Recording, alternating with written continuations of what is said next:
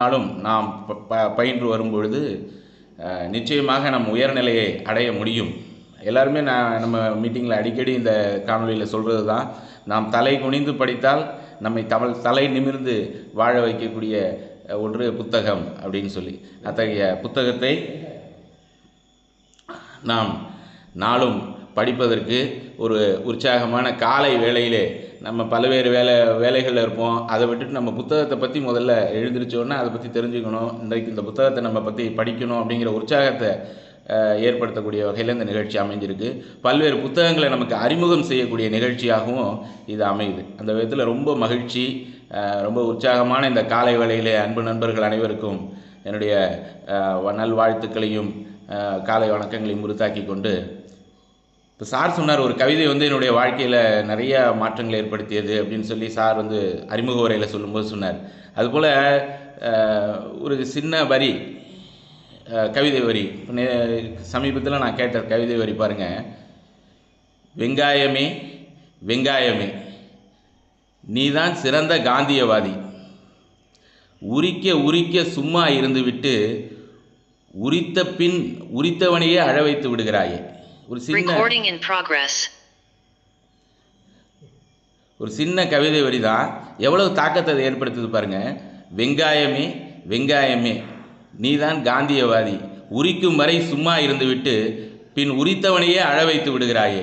புத்தகமும் அப்படித்தான், படிக்கிற வரைக்கும் நம்ம சும்மா இருந்துட்டு அதை படித்த பிறகு அதனுடைய கருத்துக்கள் நமக்குள்ள பெரிய தாக்கத்தை ஏற்படுத்தும். சில புத்தகங்கள் படித்து முடித்த பிறகு படித்தவர்களே அழ வைத்து விடுது. சில புத்தகங்கள் நமக்கு நம்மளால் முடியும் அப்படிங்கிற உற்சாகத்தை நமக்கு கொடுக்குது. அதுமாதிரி ஒவ்வொரு புத்தகமும் நமக்கு ஒவ்வொரு தாக்கத்தை நம்மக்கிட்ட ஏற்படுத்தும் அப்படிங்கிறதுல எந்த மாற்றமும் இல்லை. அப்படி நம்ம 50 நாட்களாக பல்வேறு புத்தகங்களை பற்றி நம்ம படிச்சுக்கிட்டு இருக்கோம், பார்த்துக்கிட்டு இருக்கோம். இன்றைக்கு நான் எடுத்துக்கொண்ட புத்தகம் எல்லாருக்குமே நன்கு அறிமுகமான தென்கட்சி சுவாமிநாதன் அவர்களுடைய இன்று ஒரு தகவல். அதை அவர் வானொலியில் தொடர்ந்து தகவல்களை வழங்கிட்டு வந்தார். இப்போ நம்ம நவீன காலத்தில் பல்வேறு தொழில்நுட்பங்கள் வளர்ந்துருக்கக்கூடிய காலத்தில் நிறைய வாய்ப்புகள் நமக்கு இருக்குது. அப்போ ஆரம்ப காலங்களில் பார்த்திங்கன்னா வானொலி மட்டும்தான்.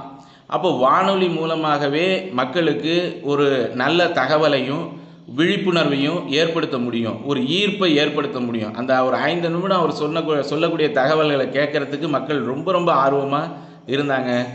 இப்போ கூட அவருடைய தகவல்கள் தொடர்ந்து ஒளிபரப்பாகிட்டு தான் இருக்குது வானொலியில். அவர் அமரரான பிறகு கூட அவருடைய தகவல்கள் அப்படின்னா அவருடைய தகவல்கள் இரவா வரம் பெற்றவை. அத்தகைய தகவல்கள் புத்தகங்களாக தொகுக்கப்பெற்று பல்வேறு தொகுதிகளாக நமக்கு கிடைக்கிறது.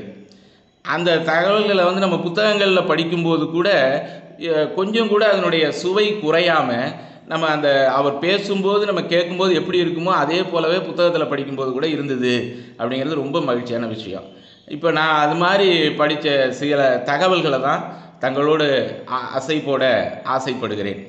எல்லாருமே நமக்கு நிறையா கேட்ட தகவல்கள் இருக்கும். நல்ல தகவல்களை நாளும் கேட்கும்போது நமக்கு அது நிச்சயம் உற்சாகத்தை தான் கொடுக்கும், புத்துணர்ச்சியை தான் கொடுக்கும். முதல்ல இந்த தகவல்களை எப்படி நான் சொல்ல ஆரம்பித்தேன் அப்படிங்கிறத அவர் ஒரு பேட்டியில் குறிப்பிடுறார். அதுவே ஒரு சுவையான சம்பவம் தான். எப்படி அப்படின்னா, அவர் தென்கட்சி சுவாமிநாதன் ஐயா அவர்கள் வானொலியில் பணியாற்றி கொண்டிருக்கும்போது அவருக்கு ஒரு பணி ஒதுக்கப்படுகிறது. என்னென்னா, நகைச்சுவை நடிகராக அந்த காலத்தில் இருந்த திரைப்பட நடிகர் திரு டனால் தங்கவேலு அவர்களை போய் பேட்டி எடுத்துகிட்டு வாங்க அப்படின்னு ஒரு பணி அவருக்கு கொடுக்குறாங்க. அப்போ அவர் தன்னுடைய ஒளிப்பதிவாளரோடு அவரை பேட்டி எடுக்கிறதுக்காக அங்கே போகிறாங்க. அங்கே போகும்பொழுது தங்கவேலு அவர்கள் ஒரு நாடகத்தில் நடிச்சுக்கிட்டு இருக்கிறார். அன்பானவர்களே, அந்த நாடகத்தில் அவருக்கு என்ன வேடம் அப்படின்னா அனுமார் வேடம், ஆஞ்சநேயர்னு சொல்லுவோம் இல்லையா, அந்த அனுமார் வேடம் போட்டு நடிச்சுக்கிட்டு இருக்கிறார். நாடகம் முடிஞ்ச உடனே அவரை போய் சந்திக்கிறார் நம்ம தென்கட்சியார் அவர்கள். அப்போ கேட்குறாரு தென்கட்சியார் அவர்கள் தங்கவேலு அவர்கள்ட்ட சொல்கிறாரு, நாடகத்தில் நடிக்கிறதுக்கு ரொம்ப சிரமப்பட்டிருப்பீங்களே அப்படின்னு சொல்கிறார். அப்போ ரெனால் தங்கவேலு அவர்கள் குறிப்பிடுறாங்க, என்ன சிரமம், நான் அனுமார் வேஷம் போட்டுக்கிட்டு மேடையில் ஒரு ஓரமாக உட்காந்துருந்தேன், இதில் என்ன கஷ்டம் அப்படின்னு கேட்குறாரு. அப்போ நம்ம தென்கட்சியார் குறிப்பிட்டார் உடனே, அனுமார் வேஷம் போட்டுக்கிட்டு அமைதியாக உட்காந்துருக்கிறது கஷ்டம் தானே, அது ரொம்ப கஷ்டமான வேலை இல்லையா அப்படின்னு சொல்கிறார்.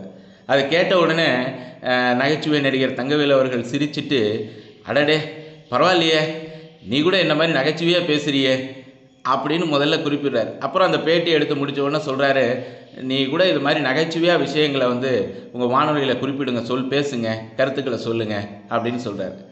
அதுதான் எனக்கு இந்த இன்று ஒரு தகவல் அப்படிங்கிறத துவக்கிறதுக்கு சொல்கிறதுக்கு ஒரு தூண்டுகோலாக இருந்தது அப்படிங்கிறத தென்கட்சியார் அவர்கள் குறிப்பிடுறாங்க தன்னுடைய ஒரு பேட்டியில்.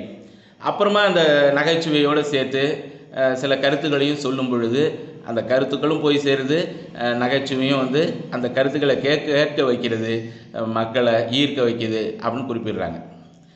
அதே மாதிரி என்ன மாதிரியே நீ பேசுகிறியே அப்படின்னு தங்கவேலு அவர்கள், நடிகர் தங்கவேலு அவர்கள் குறிப்பிட்டது அது கூட நிஜமாக போச்சு அப்படின்னு சொல்கிறார் அவர்.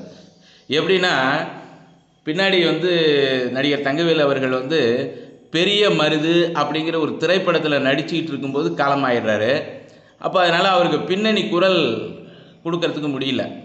அப்போ யாருடைய குரல் அவருக்கு பொருத்தமாக இருக்குன்னு பார்க்கும் பொழுது நம்ம தென்கட்சியார் அவர்களுடைய குரல் வந்து அதுக்கு பொருத்தமாக இருந்தது அப்படின்னு சொல்லிட்டு, நான் தான் அவருடைய அந்த பெரிய மருது அப்படிங்கிற திரைப்படத்துக்கு பின்னணி குரல் வந்து நம்ம தென்கட்சியார் தான் அவருக்கு கொடுத்துருக்கிறாரு அப்படின்னு சொல்லி அவரே குறிப்பிடுறார். அப்போ பார்த்தீங்கன்னா, இந்த இன்று ஒரு தகவல் அப்படிங்கிற தகவல் சொல்ல ஆரம்பிக்கக்கூடிய நிகழ்ச்சியே ஒரு சுவையான நிகழ்ச்சியாக நமக்கு கிடைச்சிருக்கு.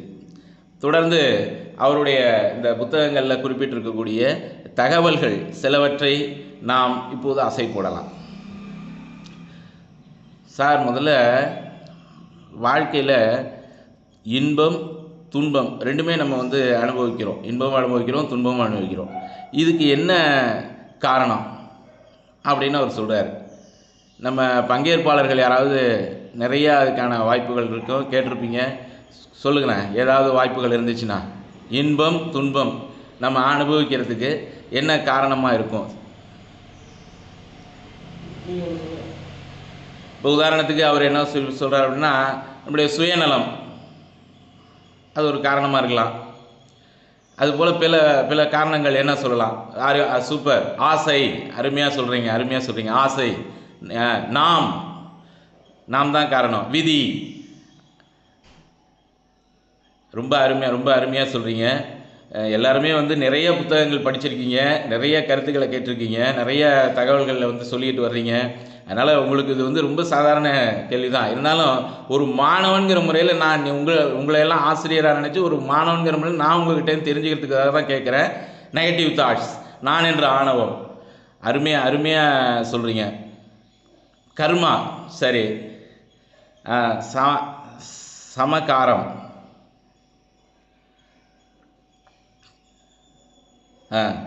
நல்லது, அருமையாக. இது போல் நமக்கு நிறைய காரணிகள் தோணுது. அவருக்கு என்ன தோணியிருக்கு பாருங்கள்.